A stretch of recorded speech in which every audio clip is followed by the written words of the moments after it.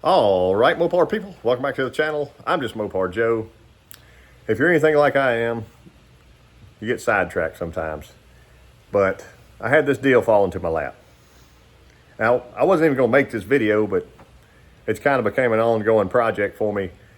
Just as I walk by or do something, 2 or 3 minutes here, 2 or 3 minutes there.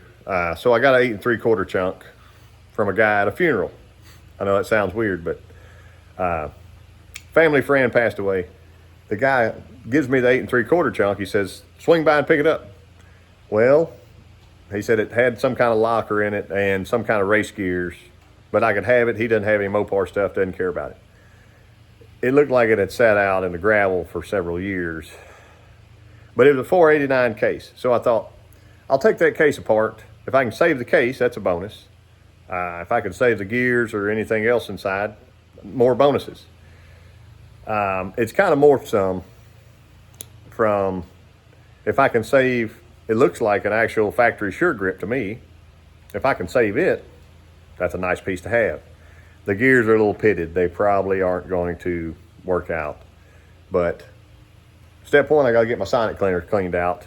I'll show you that quick process and see what this thing looks like when we're done here. Y'all know Jamie just left not long ago, and they were wearing my sonic cleaner out, which that's what it's here for. Here's a solution that I learned from my buddy Aaron. I just had straight 5 gallons of this. Mean green, super strength, about $3 or $4 a gallon probably. And I've ran 3 or 4 sets of pistons through this at least. They had those dirty, nasty, greasy rocker arms, all kinds of stuff. I've never drained it since then. There's paint floating, all kinds of funk. I figured I would film this while I just spilled a little bit. The bottom of it is like yucky black tar, but it's got to come out. So let's do it.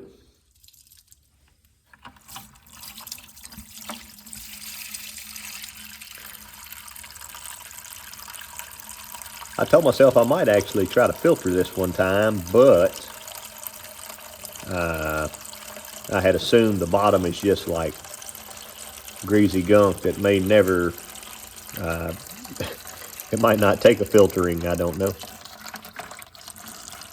Is the chemical even stable enough to continue cleaning? I don't know. But maybe if I get some of this and just start it as a pre-cleaner, I might consider that. You know, if you got something real nasty and just dip in this bucket for, leave it in there a few days or something, pull it out and then stick it in your nice clean sonic cleaner. That might give you a little head start. Let's get down. Once all that gets out of there, we'll check out the funk. Oh yeah. I think if you dip your fingers in there and eat some of that, it'll do something to you. I'm not going to try it, but I'm sure stranger things have happened before. Enjoy. We're going to find out. That's not so bad. It's a little crispy down there, but it, you know, it is what it is. I think we're going to need more than one blue shop towel for sure. Here's part one of my idea. I got that wiped out pretty good. I'm gonna pour that bucket right back in there without making a giant mess. Maybe.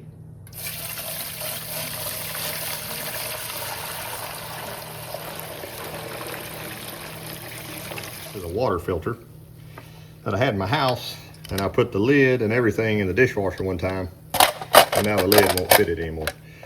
So that won't work in the house anymore. Every time you try to pour it, the lid falls off. But this insert is really tight, and that I've got 3 of these filters that are brand new. I thought about trying to filter this. I poured that back in there so I can have the control of that ball valve. I can just barely crack it, and it should be filling up the top of my pitcher.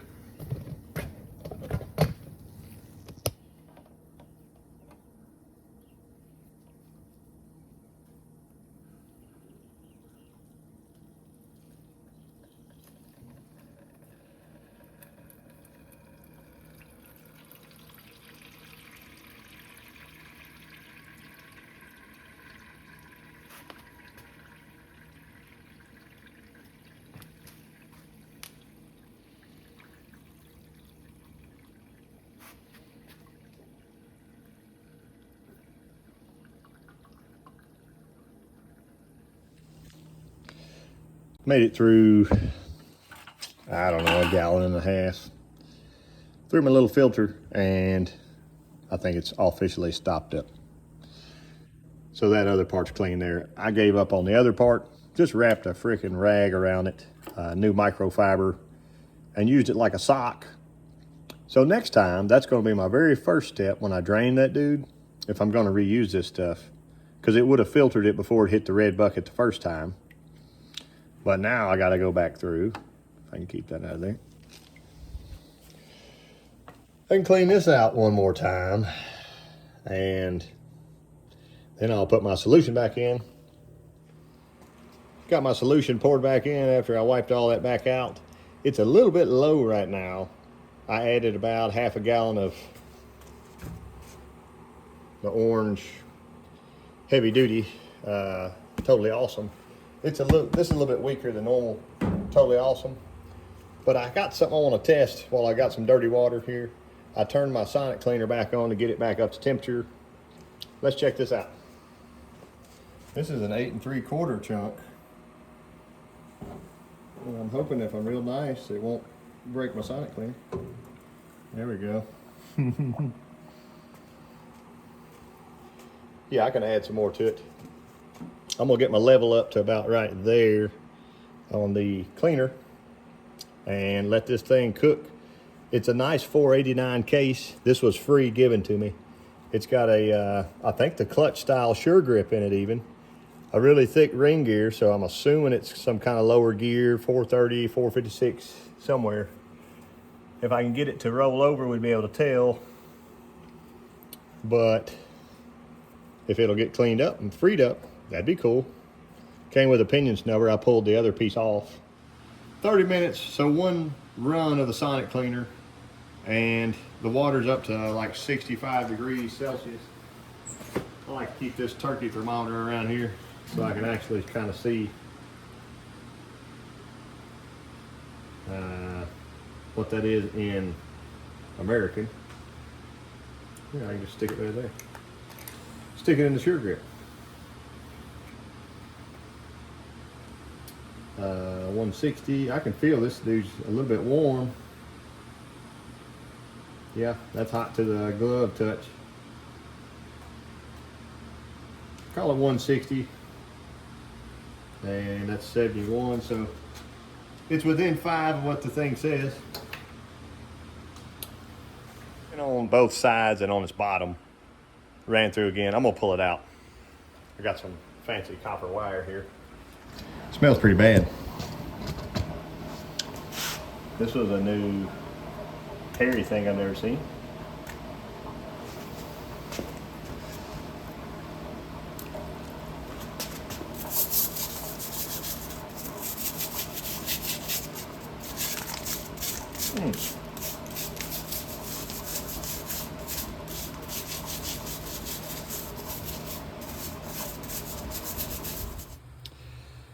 Well, that's mucho better, but see these leaves and funk that's been washed out of here?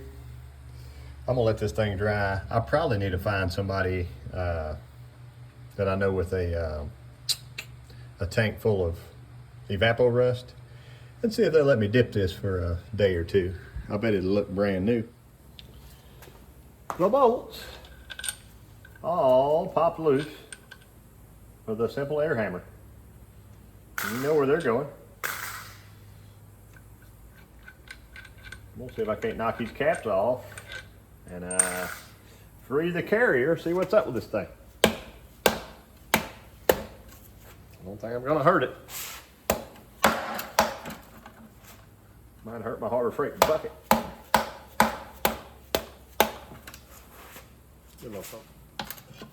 Oh yeah. Gotta keep them separated.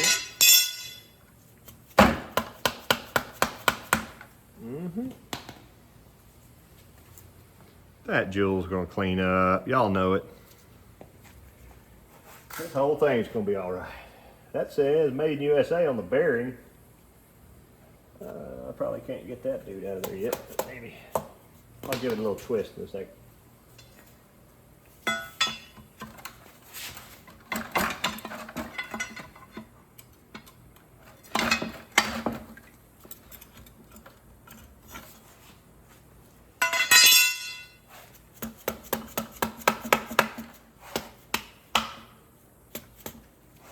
There you go.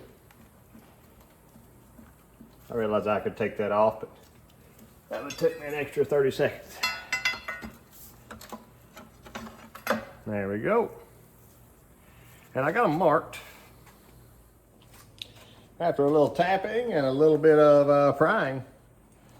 Aha! Check her out. I'm gonna find some numbers on this dude now. Kind of inspect it and see if the ring gear is totally destroyed or not. So I counted 41 on our ring gear and 10 on the pinion. So we got us a little 410 going on here. Check this out. I just flipped it over, and as I set it down in there, it shot transmission fluid in my face, but freed up. Isn't that special? And basically halfway rebuilt at this point. So I cleaned out my 5-gallon bucket. I went in the house, allegedly, and got a turkey bag. Put my center section in the turkey bag, and I got us a little Evapo-rust in a gallon. You can strain it and reuse it if you want to. So the goal is pour my solution in here. If I need to add some more, I can actually put water on the outside of my bag and it will suck around this. I just got to be sure to tie the top of my bag nice and tight so that I don't lose my Evapo-rust into my water mixture. So if you see this line, well, there's a lot of things to unpack here. The pin of this looks like it's stuck out. I don't know exactly how that happens. Maybe somebody was trying to drive it out with something. I don't really know. Or maybe it was ran and was backing out as they were running it until it finally caught or did something here. I have no idea. That might be interesting to get out of there a different day. That is either a piece of metal or a rock that has somehow morphed its way into there. Probably metal. I couldn't scrape it out with a screwdriver, so this might end up being a lost cause on that deal. But I let the bottom half soak in Evapo-rust. That's where you see that line cleaned up nicely, but the gear still is too rough to save, I think. There was a little bit of writing. Here's our numbers. 80-7312-1. And it had like the little engraving on there like that. Hard to tell what that said. I'm pretty sure it's a 410 chunk because there was 41 teeth here and 10 on the pinion. Here's this stuff cleaned up nicely. So there's our side nuts. I can spray and wipe them with WD-40 so they'll stop rusting. Bolt, I could probably have saved that bearing. Not that I would want to, but it's an old Timken that says Canada on it, so that's pretty interesting. Side caps are still good. They're marked to the case, so all that's nice. And yoke is probably junk because it got pretty pitted through here, so they may make a repair sleeve or something for that. I'll see. I'll keep it, but this was the front pinion shim when that popped out of there, and that probably could have cleaned up a little better. But I don't know if I even put it in Evapo-rust or not. But that's my basket from Sonic Cleaner. I've got my case down in the Evapo-rust now, doing the bottom side. You can see how wonderfully clean that is right now. It really does a good job. There's a little bit of pitting on the bottom where it had sat in the gravel. But if I get it cleaned off enough, I think a layer of RTV and a gasket, it wouldn't leak. But yeah, I'm about ready to pull this dude out and we'll see what she looks like. It's only been in there 4 or 5 hours today. And it's just one of these deals I walk by, set it in there, set it and forget it kind of deal. Well, here's our naked case. I definitely think it was worth saving. Through the power of Evapo-rust and my Vevor Sonic Cleaner, I got that dude super clean. I went ahead and dipped in about 3.5 gallons of Evapo-rust. Got it all totally rust-free. Let me flip it over. Shot her in a little bit of black. The Ace Rust Stop. And I got me a good 489 case now to load up with whatever at some point, but I hate to see it out in the gravel. I appreciate y'all watching.